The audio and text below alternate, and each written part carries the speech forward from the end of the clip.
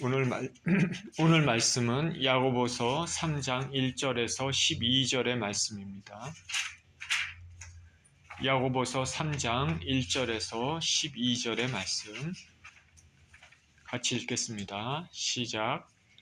내 형제들아, 너희는 선생된 우리가 더 큰 심판을 받을 줄 알고 선생이 많이 되지 말라.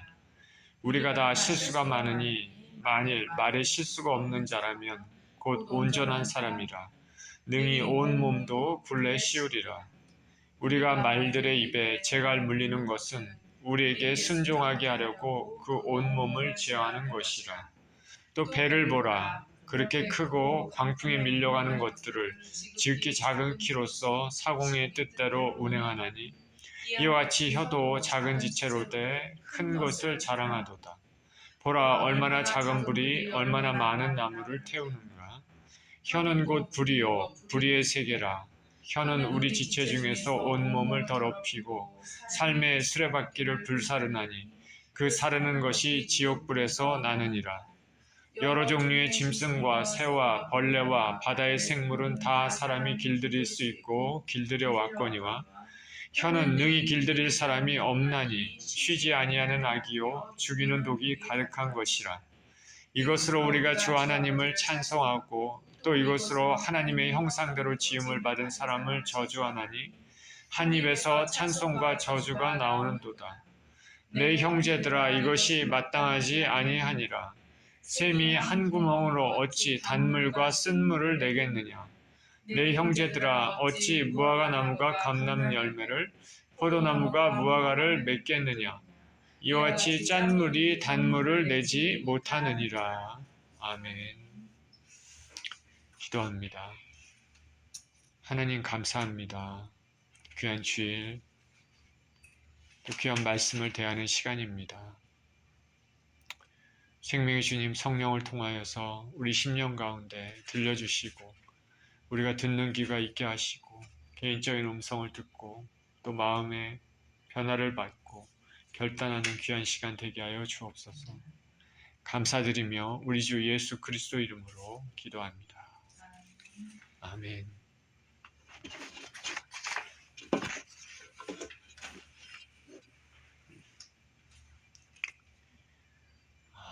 오래전에 이곳 아틀란타에는 아틀랜타 저널이라는 그 잡지가 있습니다. 유명한 잡지죠. 그 아틀란타 저널이라는 잡지에 모간 블레이크라는 사람이 이런 기사를 썼다고 합니다. 그 사람이 쓴 기사 내용은 이렇습니다. 나는 다른 사람에게 치명적인 타격을 가할 수 있는 힘과 기술을 가지고 있다. 나는 사람을 죽이지 않고도 승리할 수 있다. 나는 가정과 교회와 국가를 파괴한다. 나는 수많은 사람의 인생을 파괴한다. 나는 바람의 날개를 타고 여행한다. 아무리 순결한 사람이라도 내게는 무력하며 아무리 정결한 사람도 내게는 무력하다. 나는 진리와 정의와 사랑을 경멸한다. 나는 나의 희생자를 전 역사와 전 세계에 갖고 있다. 나는 바다의 모래보다 더 많은 나의 노예를 거느린다. 나는 결코 망각하지 않으며 결코 용서하지 않는다. 여기서 나가 누굴까요? 짐작하실 수 있을지 모르지만 나는 그 나라는 나의 실체는 나의 이름은 중상모략이다.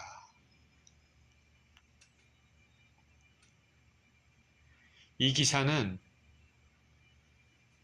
우리의 혀가 말이 할 수 있는 엄청난 파괴력을 보여줍니다. 저는 최근에 한의원에 가서 침을 맞은 적이 있습니다. 갈 때마다 먼저 혀를 보더라고요. 혀를 통해서 몸에 어떤 이상이 있는지 알아본다고 합니다. 그리고 혀에 대한 사진을 찍습니다. 그리고 그 다음 주에 가면 또 사진을 찍어서 이전 주에 찍었던 혀 사진과 비교해서 몸이 좋아졌는지 아닌지를 확인을 합니다. 우리의 혀를 보면은 건강 상태를 조금 알 수 있습니다. 조금은 알 수 있습니다. 그런데 우리의 혀는 이렇게 육체 건강 상태를 조금 알아볼 수 있을 뿐 아니라 무엇보다도 혀는 많은 것들을, 우리에 대한 많은 것들을 말해줍니다. 혀를 통해서 우리가 하는 그 말은 우리의 인격, 신앙을 알려줍니다. 혀를 통해서 그 사람이 어떤 사람인지 알 수 있는 것입니다. 혀를 통해서 나오는 말, 그 말은 바로 그 사람입니다. 그 사람 자체를 나타내는 것입니다. 1절에 이렇게 시작합니다. 내 형제들아 너희는 선생된 우리가 더 큰 심판을 받을 줄 알고 선생이 많이 되지 말라. 야고보 사도가 말씀하시는 겁니다. 선생된 우리가 더 큰 심판을 받을 줄 알고 선생은 많이 되지 말아라. 선생. 요즘 미국과 한국에서 선생에 대한 인기가 많지 않습니다. 페이도 넉넉지 않은 데다가 해야 될 일과 스트레스가 많기 때문입니다. 더군다나 한국에서는 선생에 대한 권위가 정말 많이 떨어졌습니다. 과거와는 비교할 수 없을 정도로 권위가 있나 할 정도로 떨어졌습니다. 지난주에는 초등학교 선생이 자살한 경우도 있지 않습니까? 초등학교 또 어떤 학생이 선생을 자기 마음에 안 든다고 머리를 잡아 채서 의자에서 넘어뜨려 갖고 병원에 실려가지 않았습니까? 우리가 어렸을 때, 학교 다녔을 때 그 선생에 대한 생각하고는 너무나 많은 차이가 있습니다. 지금은 선생이 이랬지만은 우리가 학교 다닐 때는 선생이 얼마나 존경을 받았습니까? 한국에서는 가난했었던 그 상황에서 교육만 살 길이라고 생각하기 때문에 선생을 참 존경했습니다. 예수님 당시에도 선생은 매우 인기 있습니다. 율법을 가리키는 랍비는 존경의 대상입니다. 그리고 사도 시대에도 말씀을 가르치는 사람들은 존경을 받았습니다. 그래서 디모데서에서 사도 바울이 얘기합니다. 말씀을 가리키는 사람들을 배나 존중하라. 더블 아너 이렇게 나와 있습니다. 배나 존중하라. 배나 존중하라는 것은 그냥 말로 존중하라는 것이 아니라 그들에게 충분한 서포트를 하라. 경제적으로 그런 얘기입니다. 그러니까 말씀을 가리키고 이런 선생들이 굉장히 존중받는 사회입니다. 그럼 이런 사회에서 이런 당시의 상황에서 야고보는 형제들에게 얘기합니다. 형제들아 너희는 선생된 우리가 더 큰 심판을 받을 줄 알고 많이 선생이 되지 말라. 그 선생에 대한 직분에 대한 그 무거움을 얘기합니다. 말로 사람을 가르치는 사람들은 그 말에 대한 책임이 있어야 됩니다. 더군다나 하나님 말씀을 가르치는 사람들은 더욱 그렇겠죠. 저는 지금 목사로서 지금 말씀을 전하고 있지만은 예전에는 대학교에서 학생들을 가르쳤습니다. 가르치는 것이 저에게는 적성에도 맞고 좋았습니다. 근데 주님의 섭리에서 목사가 됐는데 이 목사로서 여전히 가르치는 자로 있지만 과거의 습성이 몸에 배서 예전에 학교에서 가르쳤던 그런 모습들이 설교에도 주로 자주 나옵니다. 근데 과거 학교에서 가르쳤던 거하고 목사로서 말씀을 지금 선포하고 가르치는 것하고는 큰 차이가 있습니다.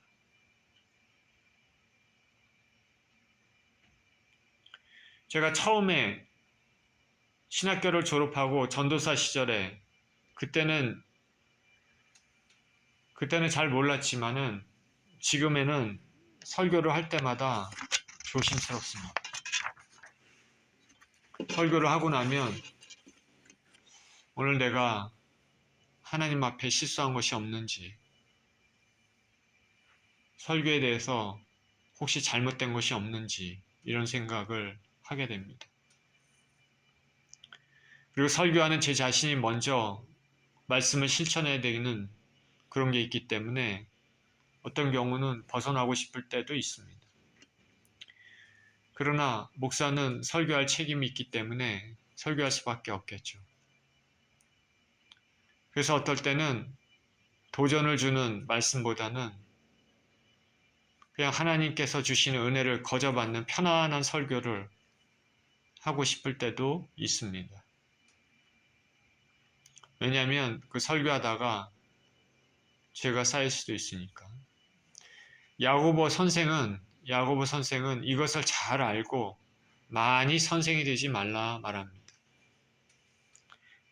사람들이 혹 존경한다고 해서 겉모습만 보고 그것을 추구하다 보면 그 안에 있는 내면적인 중압감을 모르니까 그렇습니다. 제가 그거를 사실은 예전에 느꼈습니다. 이 길을 가기 전에 교회에서 보았던 목사님의 이미지, 그런 것만, 좋은 것들, 좀 사람들한테 이 긍정적인 것들, 이렇게 여러 가지 뭐 이런 거죠. 좋은 면들이라는 게 뭐 존경을 받는다든가 뭐 이런 것들을 얘기를 하는 겁니다. 그래서 그런 것들만 봤는데 제가 이 길을 가다 보니까 그거보다는 다른 게 있다라는 것을 깨닫게 됩니다. 처음부터 그것을 알았으면 좋았을 텐데 그러지 못했습니다. 큰 교회, 대형 교회에서 신앙생활을 하고 그랬기 때문에 그렇습니다. 존경받는 겉모습만 보고 그것을 추구하다 보면 그 안에 내면적인 중압감을 모릅니다. 영성이나 도덕적, 윤리적 책임감 없이 어떻게든 선생이 되려고 갈망만 있으면 나중에 심판받을 수 있습니다. 말씀을 가르치는 것은 매우 중요한 사역이지만 또 매우 위험한 사역입니다. 책임이 있기 때문에 그렇습니다. 2절입니다. 우리가 다 실수가 많으니 만일 말에 실수가 없는 자라면 곧 온전한 사람이라 능히 온몸도 굴레 씌우리라. 우리가 말들의 입에 재갈 물리는 것은 우리에게 순종하게 하려고 그 온몸을 제어하는 것이다. 야고보 선생이 선생의 이야기를 한 이유는 바로 말에 대한 중요성을 강조하기 위해서입니다. 그래서 처음에는 선생에 대한 말로 시작해서 여기서는 말로 이어지고 그리고 뒤에 이어지는 절에서는 혀로 이어집니다. 우리가 다 말에 실수가 많습니다. 이 세상에 말에 실수가 없는 사람은 없습니다. 한국의 윤석열 대통령이 중요한 외교 자리 때마다 말에 실수를 했다고 합니다. 그래서 잘못해서 국익에 해가 되는 그런 경우가 있다고 합니다. 중요한 위치에 있는 사람들은 말을 특히 주의해야 됩니다. 하나님 말씀을 가리키는 사람은 더더욱 중요합니다. 그런데 저나 여러분이나 누구나가 말에 실수가 많기 때문에 그것이 문제가 된다고 할 수 있겠습니다.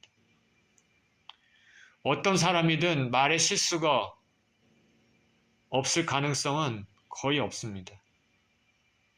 그렇기 때문에 믿음에 신실한 사람들, 조차도 때때로 말에 실수로 인하여 죄를 짓게 됩니다. 그렇기 때문에 우리가 하는 말, 그 말에 실수가 없는 사람은 온전한 사람입니다. 온전하다. 온전하다는 것은 죄가 없거나 결백한 의미에서 완전하다 그런 게 아니라 잘 갖춰지고 성숙한 온전함입니다. 그 사람이 말하는 태도와 말하는 내용은 그 사람의 인격을 나타내고 그 사람의 성숙함을 나타냅니다. 저나 여러분이나 그러니까 말을 함부로 하면 안 됩니다. 내가 하는 말이 내 자신을 드러내는 것입니다. 내 자신의 인격을 드러내고 내 자신의 성숙함을 드러냅니다.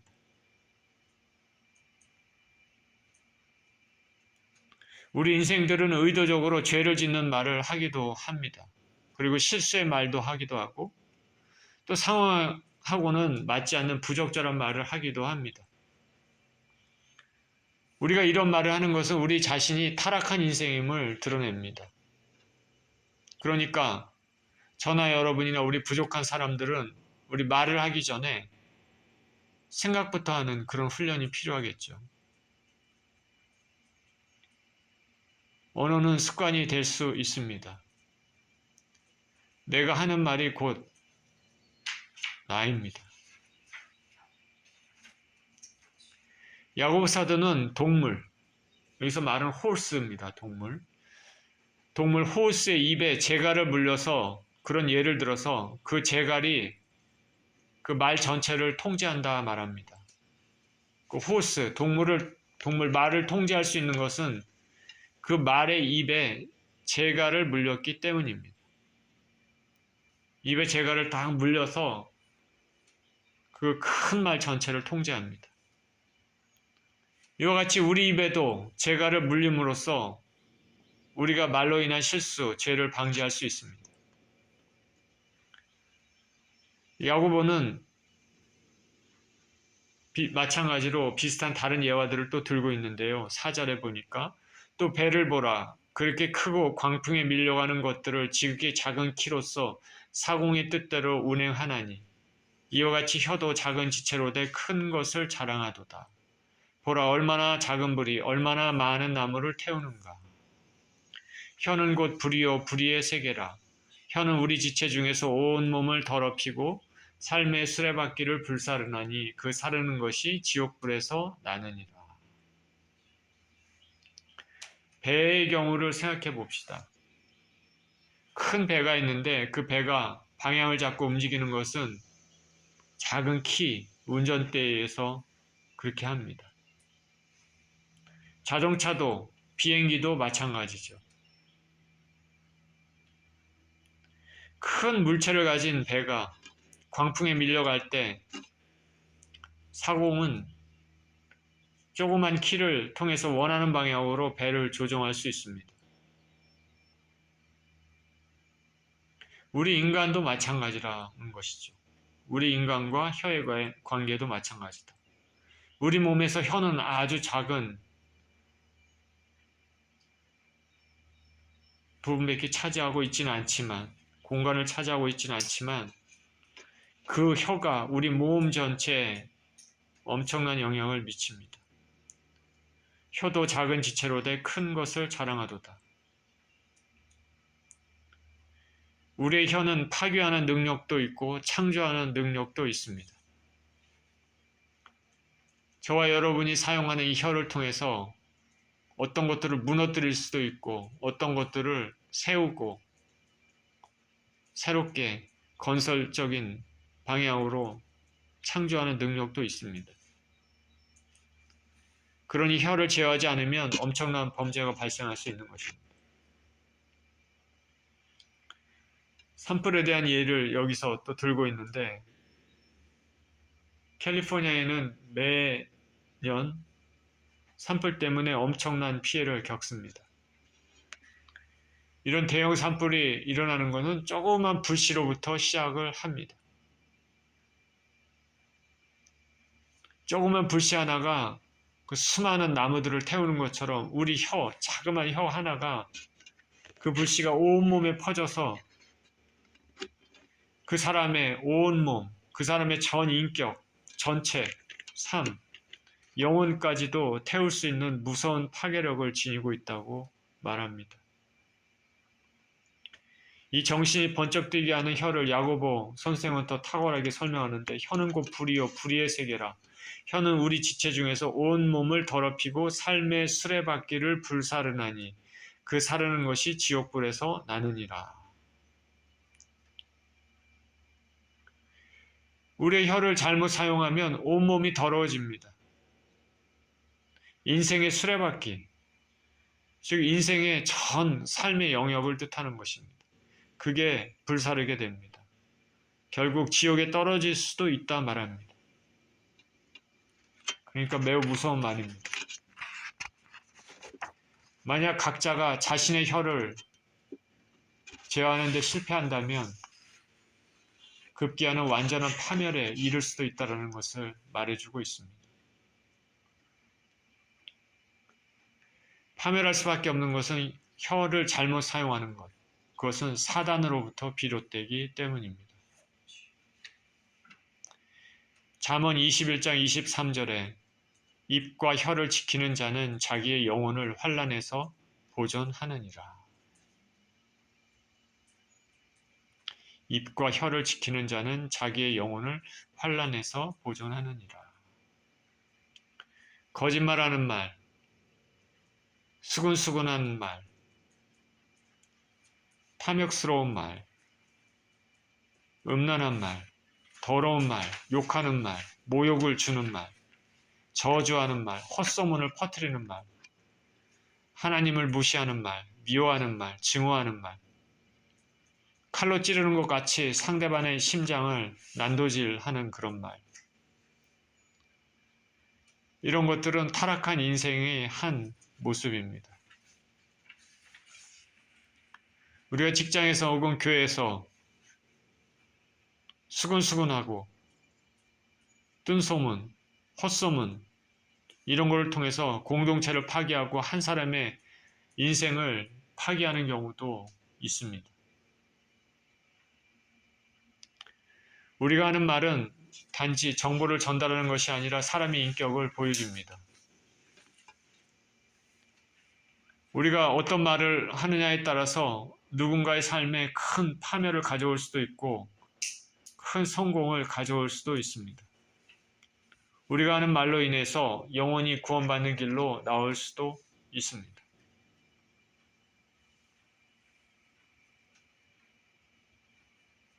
자녀가 어린아이를 키울 때 너는 왜 이렇게 맨날 말썽이냐? 너는 이렇게 머리가 안 좋냐? 계속 부정적인 얘기, 계속 안 좋은 얘기만 하다 보면 그 말들 하나하나가 그 아이의 영혼에 박히게 되는 것이죠. 만약에 어린아이가 있어도 혹 실수를 하거나 잘못해도 잘 타이르고 경계하고 그리고 좋은 것들이 있으면 칭찬해주고 무엇보다도 신앙으로 잘 양육하고 너는 하나님이 너를 사랑하시니까 하나님을 잘 섬기고 하나님을 경외하면서 그렇게 살면 너 인생은 참 아름다울 거야. 이렇게 어릴 때부터 이렇게 부모가 그렇게 해주면 이 아이가 그게 영혼에 그 말들이 다 박히게 되지 않겠습니까? 우리 말하는 것에 의해서 사람을 살리기도 하고 사람을 죽이기도 합니다. 우리 신앙생활도 마찬가지죠. 그러니까 저와 여러분의 입술은 항상 좋은 말, 격려의 말, 믿음의 말, 도와주는 말, 하나님 찬양하는 말을 해야 할 것입니다. 입술에 좋은 말들, 항상 감사하는 말들, 하나님께 감사하고 자기 주위에 있는 사람들에게 또 감사하고 조그마한 것에도 감사하고 더러운 것은 입 밖에도 내지 말아야 합니다. 더러운 것은 입 밖에도 내지 말아야 됩니다. 우리가 농담을 하는 경우가 있는데요. 농담도 이게 건설적인 농담도 있겠지만은 더러운 농담도 있습니다. 이런 거 정말 주의해야 됩니다. 말을 하기 전에 먼저 진중한 생각을 해야 되는 것입니다. 근데 그러기 위해서는 이 모든 것의 근원은 뭐냐면 우리의 혀가 성령에 사로잡혀야 되는 것입니다.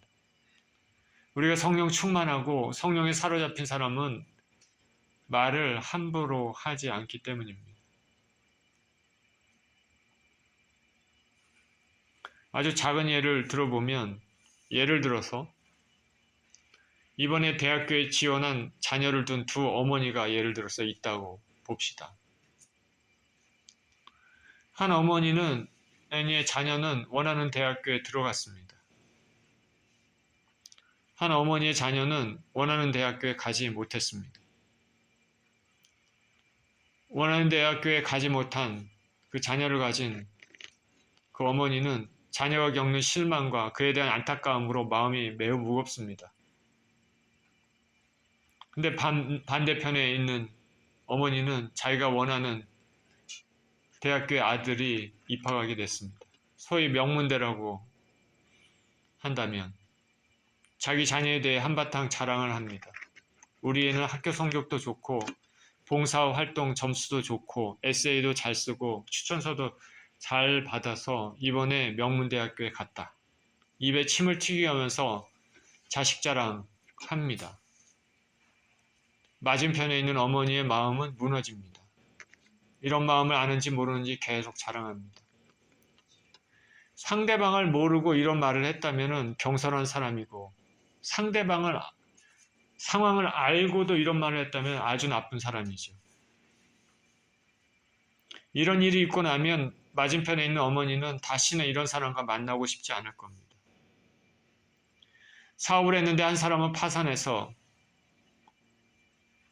빚이 산더미같이 쌓이고 한 사람은 사업이 너무 번창해서 잘 될 때 사업이 번창한 사람이 상대방을 생각지 않고 사업 자랑, 돈 자랑을 한다면 어떻게 되겠습니까? 잠언서 18장 2절에 이렇게 얘기합니다. 미련한 자는 명철을 기뻐하지 아니하고 자기의 의사를 드러내기만 기뻐하느니라. 자, 이 말은 정말 주의해야 됩니다. 우리가 우리의 의사를 드러내야 되는 것은 중요하죠. 내가 이런 생각을 가지고 있다. 이런 마음을 가지고 있다. 이런 중요하지만 자기의 의사만 그냥 막 드러낸다. 이거 참 미련한 사람입니다. 저와 여러분은 조심해야 돼요. 내 말만 막 하는 사람이 있잖아요. 그죠? 이거 미련한 사람입니다. 조심해야 됩니다.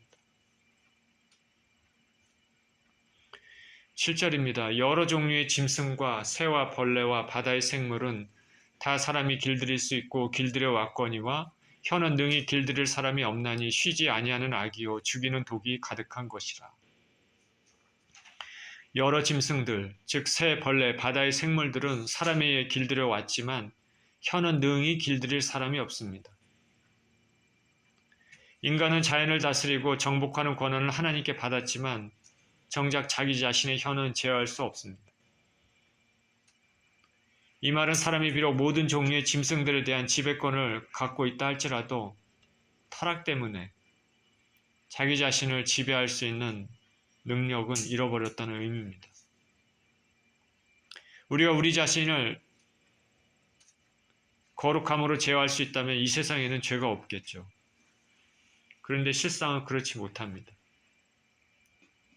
길들일 수 없는 혀가 쉬지 아니하는 악이고 독이 가득한 것이기 때문입니다.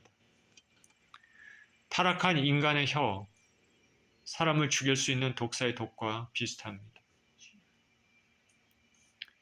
그러나 이러한 인간의 타락도 불가항력적인 하나님의 은혜를 거절하지는 못합니다. 우리 그리스도인들은 항상 성령의 인도하심과 간섭하심에 따라 우리의 혀가 하나님의 은혜로 제어될 수 있음을 알아야 됩니다. 내 힘으로는 할 수 없어도 예수님 믿는 사람들의 혀는 성령에 의해서 지배될 수 있습니다. 하나님의 긍휼을 하심과 도우심 은혜로 제어될 수 있는 것이죠. 저와 여러분이 성령 충만하고 성령의 사람이 되게 된다면 입술로 짓는 죄들이 점점 줄어들게 될 것입니다.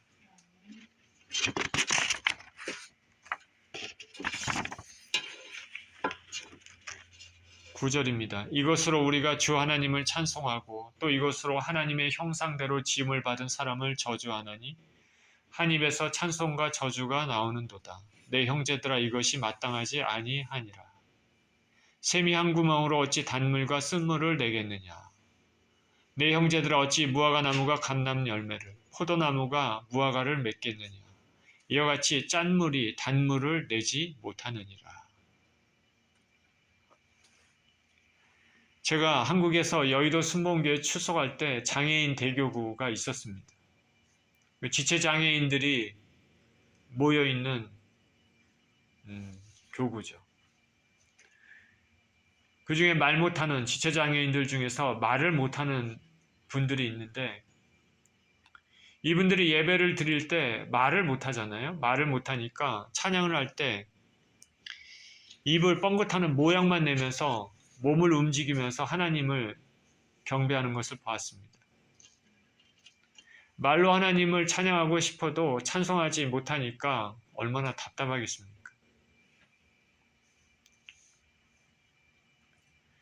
우리 입은 하나님을 찬양함으로 가장 귀한 가치를 만들어낼 수 있습니다. 우리 입이 주님을 찬양함으로 가장 귀한 가치를 만들어낼 수 있는 것입니다. 그런데 그 입을 열어 사람에게 못된 말을 할 때가 있죠. 저주까지 할 때 있습니다. 우리 예수님 믿는 사람들은 샘이 한 구멍에서 단물과 쓴물을 같이 낼 수 없는 것 같이 한 입에서 하나님을 높이는 말하고 남을 저주하는 말 같이 나와서는 안 됩니다. 무화과 나무가 감람 열매를 포도나무가 무화과를 맺지 못하고 짠물이 단물을 내지 못합니다. 야고보 선생의 비유의 핵심은 한 입은 두 말을 할 수 없다는 것이죠. 성도의 성품은 하나님을 높이고 하나님을 경배하는 입술이 돼야지 그 입으로 하나님의 영광을 가리는 일은 있어서는 안 되겠습니다. 잠언서 10장 11절에 의인의 입은 생명의 샘이라도 악인의 입은 독을 머금었느니라. 의인의 입은 생명의 샘입니다. 저와 여러분이 하는 말을 통해서 하나님의 영광을 받으시고 사람의 영혼이 살아나고 사람의 일생이 살아나며 그러면 얼마나 좋겠습니까? 우리 예수님 믿는 사람들은 성령의 지배와 인도하심을 따라 우리의 입을 일관성 있게 하나님만을 찬양하고 사람에게 사랑과 친절을 베푸는 곳에 그렇게 효과적으로 사용해야 되겠죠. 예수님은 선한 마음에서 선한 것이 나오고 악한 마음에서는 악한 것이 나온다 말씀하셨습니다. 그런 의미에서 우리는 말을 하는 것을 훈련해야 되겠지만은 다시 말씀드리지만 그보다 먼저 내 자신이 성령 충만하고 성령에 사로잡힌 바 인생이 되어야 됩니다. 그러면 자연스럽게 성령의 성품에 따라 입술의 말들이 온전함에 이르는 말들을 하게 될 줄 믿습니다. 우리 예수님의 제자들이라고 한 사람들은 온전한 성품, 인격을 가지고 살아야 됩니다. 하나님을 찬송하면서 그 입을 험담과 거짓으로 채우면 그건 하나님을 욕되게 하는 것입니다. 저나 여러분이나 언어 습관을 살펴봐야 되지 않을까. 시기하는 말, 원망하는 말, 분란시키는 말, 헛소문을 퍼뜨리는 말, 자기 자랑과 남을 비하하는 말,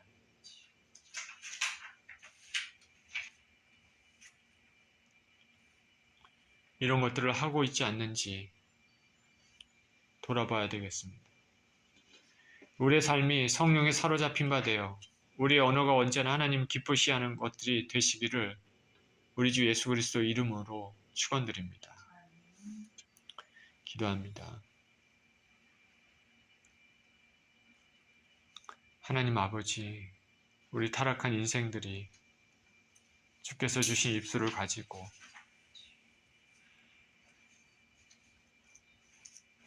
하나님을 찬양하기도 하지만 그 입술을 가지고 더럽고 추하고 사람들을 무너뜨리는 말을 할 때도 많이 있습니다. 하나님 우리 아버지, 그래서 혀를 제어할 줄 아는 사람은 온전한 사람이라고 말씀하셨는데 아버지, 우리 부족한 인생들이 우리 힘으로 참 쉽지 않은 길들이기 어려운 이 혀를 우리 주 예수 그리스도의 크신 은혜와 사랑으로 성령에 사로잡힌 바 되면 우리의 혀가 하나님께 영광 돌리는 혀가 될 줄 믿습니다. 하나님 우리 아버지, 우리의 삶을 통하여서 우리의 혀가 아버지 주님께 영광이 되고 사람을 살리는 혀가 될 수 있도록 주님 축복하여 주옵소서. 감사드리며 우리 주 예수 그리스도 이름으로 기도합니다. 아멘.